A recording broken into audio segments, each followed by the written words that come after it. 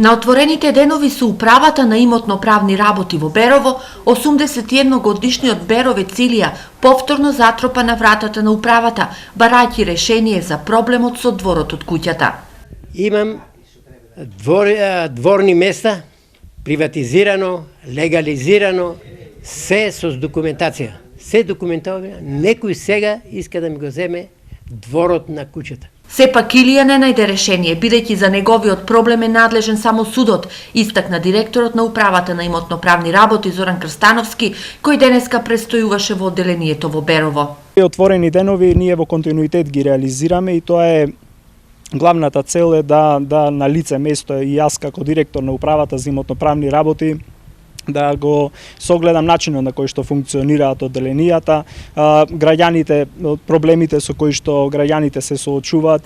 За период од 4 месеци, Беровското и Делчевското одделение како одделенија со помал обем на работа решија и предмети од други општини како Карпош и Струмица, кои биле нерешени од 2011 година поради преголемиот обем на работа на одделенијата во големите општини.